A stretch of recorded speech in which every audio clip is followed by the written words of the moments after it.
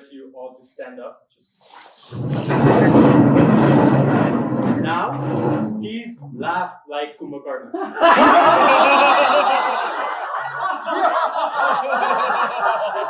you so much. Please have a seat.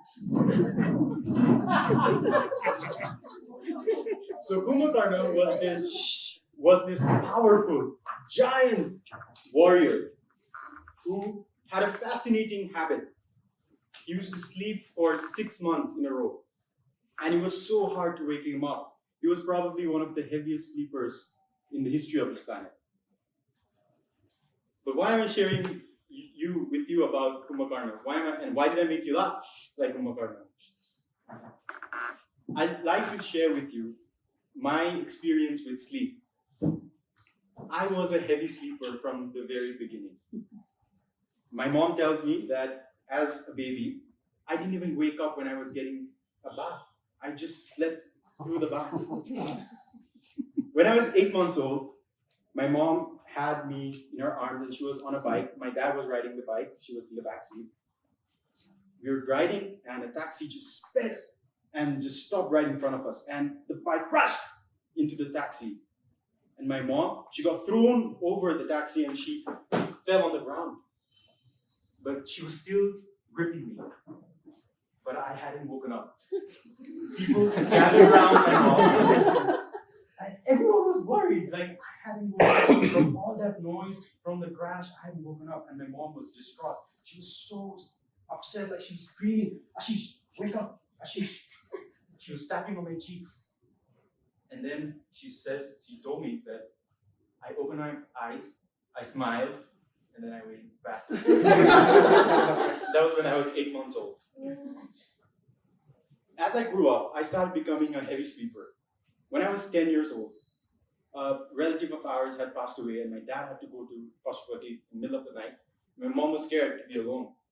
So she wanted to wake me up to have someone to talk to. My sister was quite small at that time. My mom came to my room and she said, "Ashish, wake up." I didn't wake up. So she tapped me in my cheeks. I didn't wake up. So she thought maybe I'll carry him. She tried to carry me, but I was heavy for her, so she dropped me on the floor. I didn't wake up. And my mom just grabbed me like a dead body. And she put me to bed. In the morning, I was surprised. Like, for a minute, I didn't realize where I was. My family were really worried about this habit. And they started calling me the reincarnation of Kumbakarna. It was not a compliment, of course, but I didn't see that as a problem. But one day, when I was a teenager, I woke up hearing my cousin sister crying. She was on the phone with my mom. She was crying. Auntie, I think Ashish has been kidnapped." My neighbors, my cousins, and even the housekeeper were all gathered in my room. They couldn't find me. They had searched for me everywhere.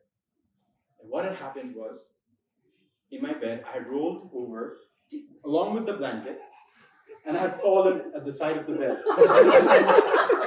In the gap between the bed and the wall. And when I heard my cousin crying, that had woken me up. So at that moment, I realized that heavy sleeping is a problem, and I had a problem, and I needed to change it. But I struggled with it for many, many years. And the change happened when I went to Australia. I was there for my studies. I was living alone in a student dorm, and it had a single bed. In Nepal, I slept like a starfish. And in Australia, with that single bed, it was such a pain. Sometimes my arm would fall off from sleep and I would wake up. Sometimes my feet would fall off and I would wake up. Sometimes I would fall from the bed altogether. I even put a blanket on the side. This is a true story. I even put a blanket on the side of the bed just to have a cushiony landing. The second thing that happened was added responsibility.